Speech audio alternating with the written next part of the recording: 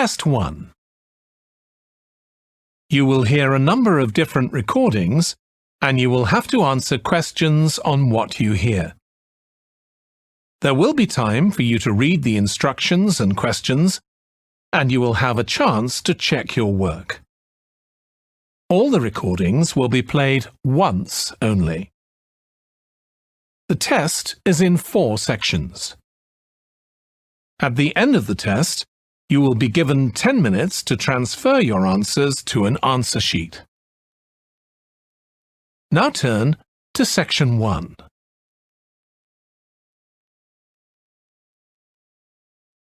Section 1. You will hear a telephone conversation between a woman who wants to attend a cookery class and an official at a tourist information centre. First, you have some time to look at questions 1 to 6.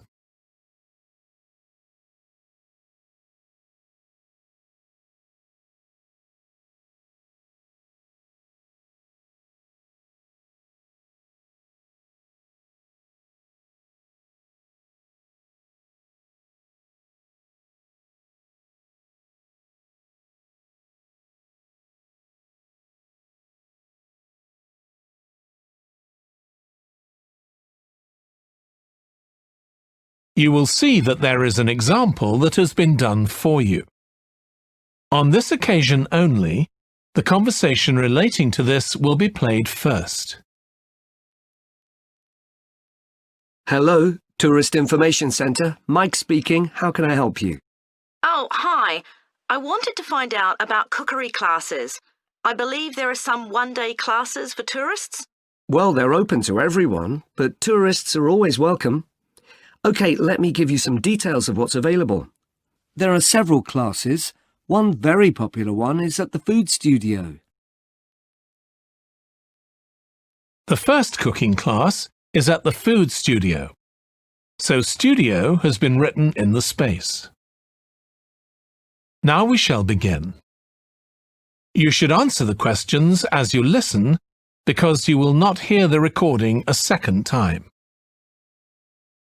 Listen carefully and answer questions 1 to 6. Hello, Tourist Information Centre. Mike speaking. How can I help you? Oh, hi. I wanted to find out about cookery classes. I believe there are some one-day classes for tourists. Well, they're open to everyone, but tourists are always welcome. OK, let me give you some details of what's available. There are several classes. One very popular one is at the food studio. OK. They focus on seasonal products, and as well as teaching you how to cook them, they also show you how to choose them. Right, that sounds good. How big are the classes? I'm not sure exactly, but they'll be quite small. And could I get a private lesson there? I think so. Let me check. Yes, they do offer those. Though, in fact, most of the people who attend the classes find it's a nice way of getting to know one another. I suppose it must be, yes. And this company has a special deal for clients where they offer a discount of 20% if you return for a further class. OK, but you said there were several classes. That's right. Another one you might be interested in is Bond's Cookery School. They're quite new. They just opened 6 months ago, but I've heard good things about them. They concentrate on teaching you to prepare healthy food, and they have quite a lot of specialist staff. So, is that food for people on a diet and things like that? I don't know if I'd be interested in that. Well, I don't think they particularly focus on low-calorie diets or weight loss. It's more to do with recipes that look at specific needs, like including ingredients that will help build up your bones and make them stronger, that sort of thing. I see. Well, I might be interested. I'm not sure. Do they have a website I could check? Yes, just key in the name of the school. It'll come up. And if you want to know more about them, every Thursday evening they have a lecture at the school. It's free, and you don't need to book or anything. Just turn up at 7:30. And that might give you an idea of whether you want to go to an actual class. Before you hear the rest of the conversation, you have some time to look at questions 7 to 10.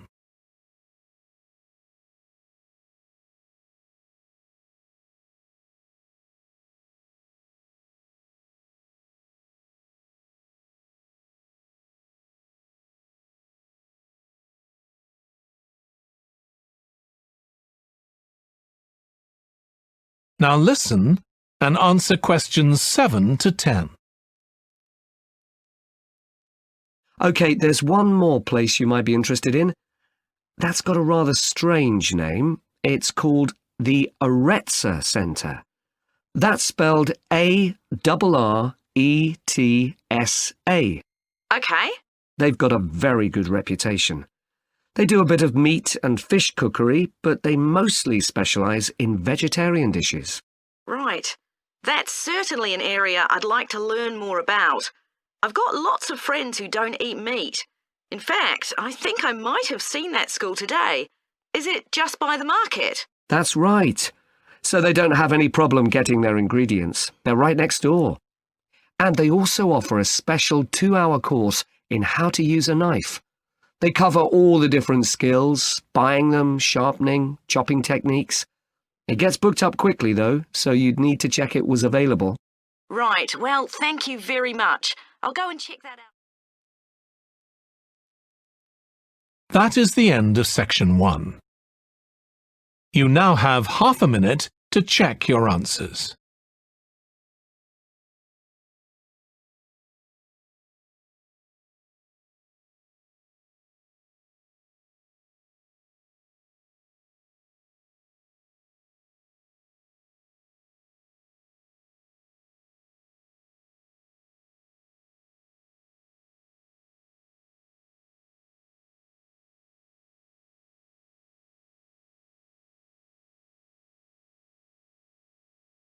Now turn to section 2.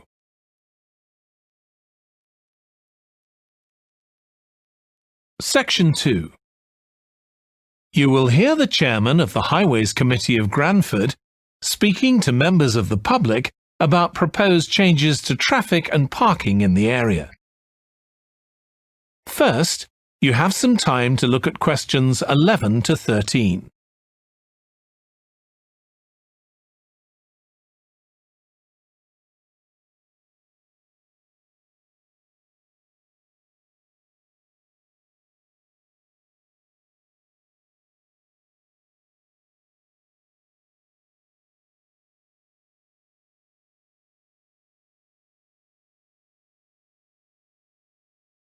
Now listen carefully and answer questions 11 to 13.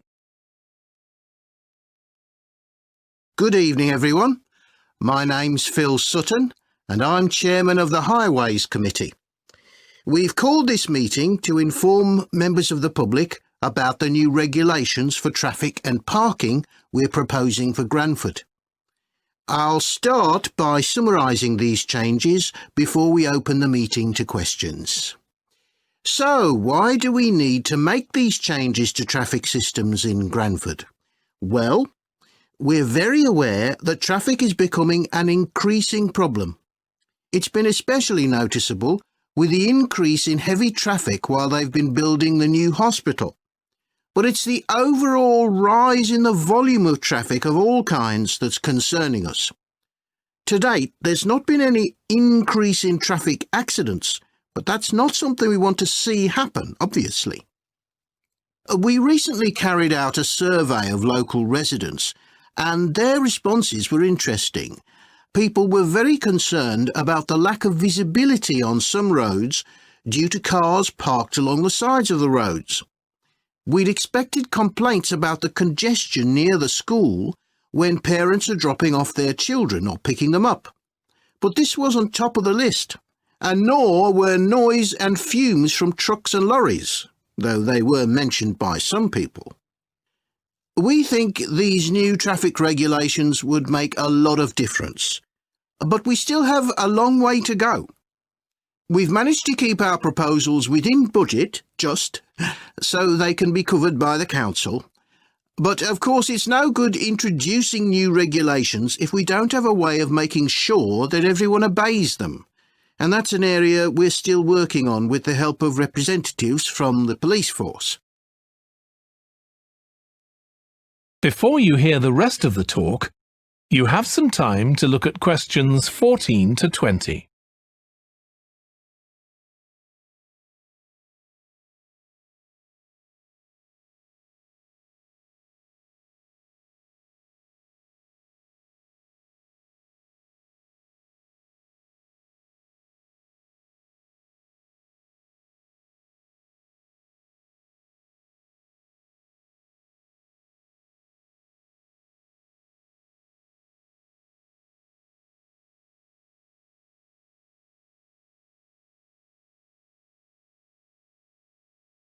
Now listen and answer questions 14 to 20. OK, so this slide shows a map of the central area of Granford with the High Street in the middle and School Road on the right. Now, we already have a set of traffic lights in the High Street at the junction with Station Road, but we're planning to have another set at the other end at the School Road junction to regulate the flow of traffic along the High Street. We've decided we definitely need a pedestrian crossing. We considered putting this on School Road just outside the school, but in the end we decided that could lead to a lot of traffic congestion.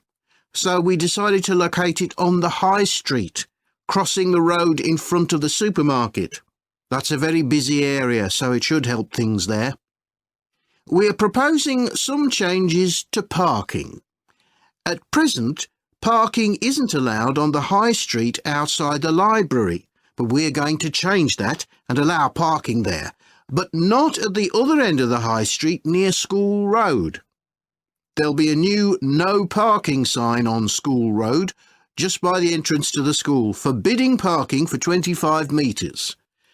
This should improve visibility for drivers and pedestrians, especially on the bend just to the north of the school. As far as disabled drivers are concerned, at present they have parking outside the supermarket, but lorries also use those spaces, so we've got 2 new disabled parking spaces on the side road up towards the bank. It's not ideal, but probably better than the present arrangement. We also plan to widen the pavement on School Road. We think we can manage to get an extra half metre on the bend just before you get to the school, on the same side of the road. Finally, we've introduced new restrictions on loading and unloading for the supermarket, so lorries will only be allowed to stop there before 8 a.m. That's the supermarket on School Road. We kept to the existing arrangements with the High Street supermarket. OK, so that's about it. Now, That is the end of section 2. You now have half a minute to check your answers.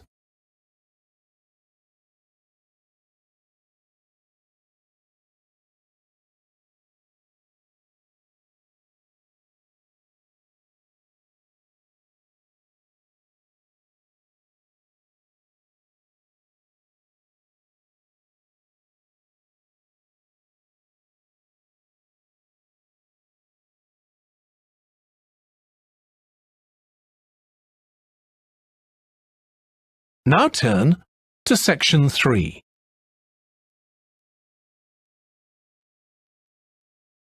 Section 3. You will hear 2 biology students called Emma and Jack discussing an experiment they are going to do together. First, you have some time to look at questions 21 to 25.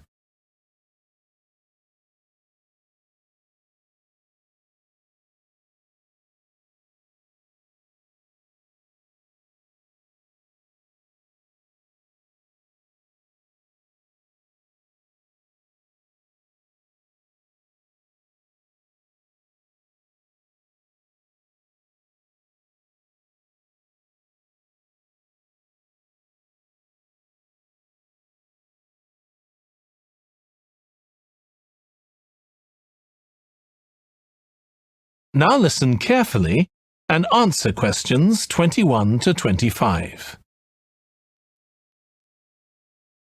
We've got to choose a topic for our experiment, haven't we, Jack? Were you thinking of something to do with seeds? That's right. I thought we could look at seed germination, how a seed begins to grow. OK. Any particular reason? I know you're hoping to work in plant science eventually. Yeah, but practically everything we do is going to feed into that. No, there's an optional module on seed structure and function in the 3rd year that I might do. So I thought it might be useful for that. If I choose that option, I don't have to do a dissertation module. Good idea. Well, I thought for this experiment we could look at the relationship between seed size and the way the seeds are planted. So we could plant different sized seeds in different ways and see which grow best. OK, we'd need to allow time for the seeds to come up. That should be fine if we start now. A lot of the other possible experiments need quite a bit longer. So that'd make it a good one to choose. And I don't suppose it'd need much equipment. We're not doing chemical analysis or anything. Though that's not really an issue. We've got plenty of equipment in the laboratory. Yeah, we need to have a word with the tutor if we're going to go ahead with it, though. I'm sure our aim's okay. It's not very ambitious, but the assignment's only 10% of our final mark, isn't it? But we need to be sure we're the only ones doing it. Yeah, it's only 5% actually, but it'd be a bit boring if everyone was doing it. Did you read that book on seed germination on our reading list? The one by Graves? I looked through it for my last experiment, though it wasn't all that relevant there. It would be for this experiment, though. I found it quite hard to follow. Lots about the theory, which I hadn't expected. Yes, I'd been hoping for something more practical. It does include references to the recent findings on genetically modified seeds, though. Yes, that was interesting. I read an article about seed germination by Lee Hall. About seeds that lie in the ground for ages and only germinate after a fire. That's the one. I knew a bit about it already, but not about this research. His analysis of figures comparing the times of the fires and the proportion of seeds that germinated was done in a lot of detail. Very impressive. Was that the article with the illustrations of early stages of plant development? They were very clear. I think those diagrams were in another article.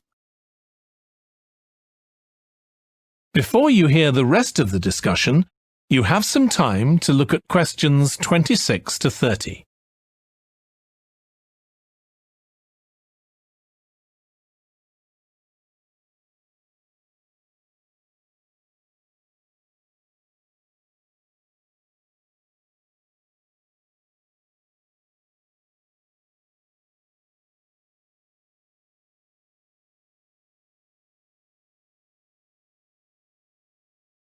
Now listen and answer questions 26 to 30. Anyway, shall we have a look at the procedure for our experiment? We'll need to get going with it quite soon. Right. So the first thing we have to do is find our seeds. I think vegetable seeds would be best, and obviously they mustn't all be the same size. So how many sorts do we need? About 4 different ones? I think that would be enough. There'll be quite a large number of seeds for each one. Then for each seed, we need to find out how much it weighs and also measure its dimensions. And we need to keep a careful record of all that. That'll be quite time-consuming. And we also need to decide how deep we're going to plant the seeds, right on the surface a few millimetres down, or several centimetres. OK, so then we get planting. Do you think we can plant several seeds together in the same plant pot? No, I think we need a different one for each seed. Right. And we'll need to label them. We can use different coloured labels. Then we wait for the seeds to germinate.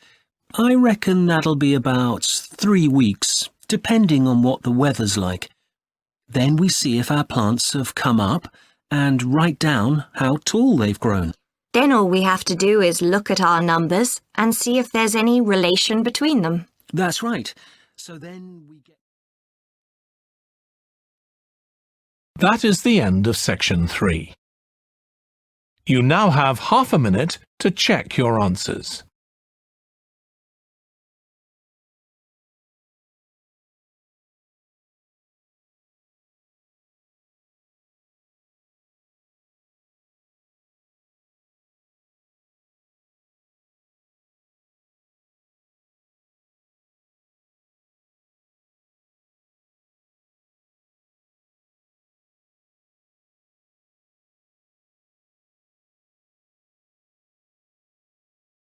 Now turn to Section 4.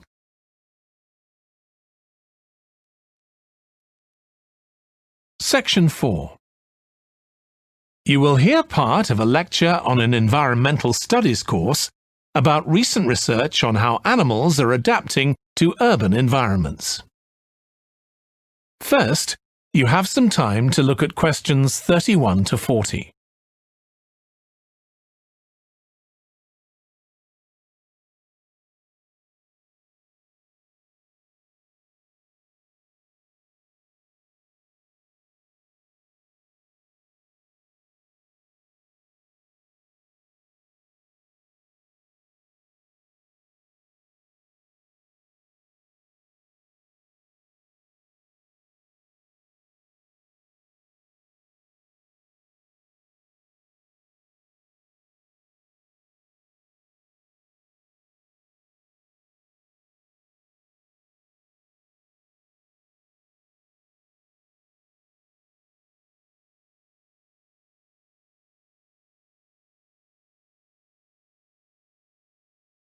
Now listen carefully and answer questions 31 to 40.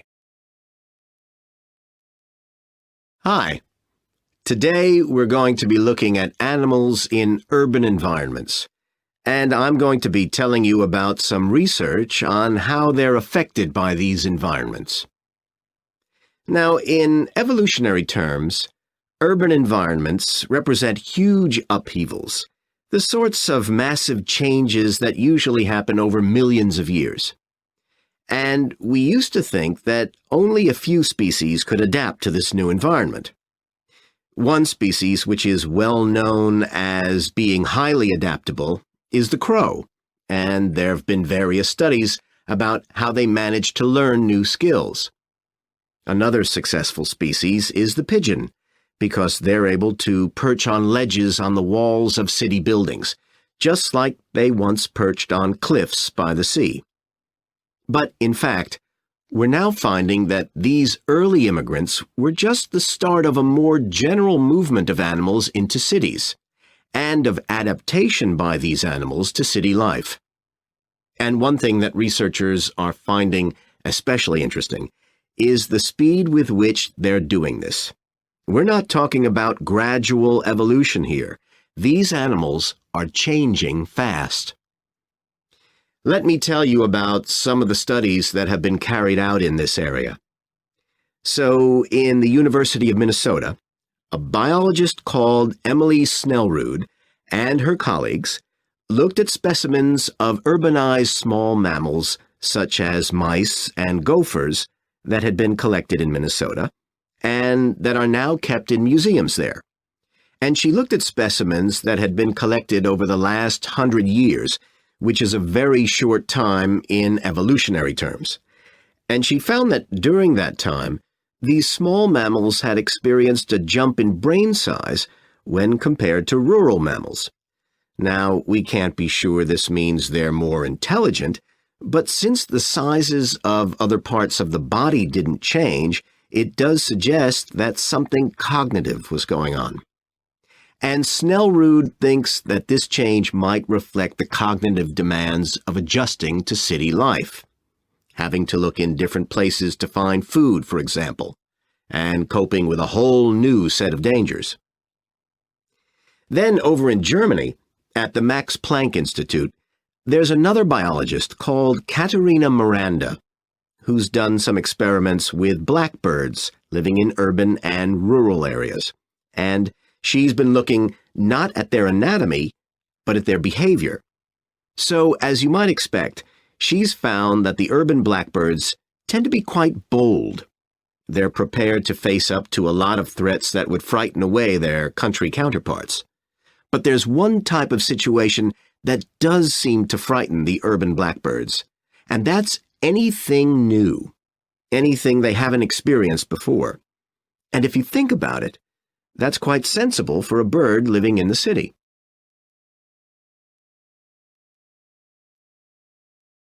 Jonathan Atwell, in Indiana University, is looking at how a range of animals respond to urban environments.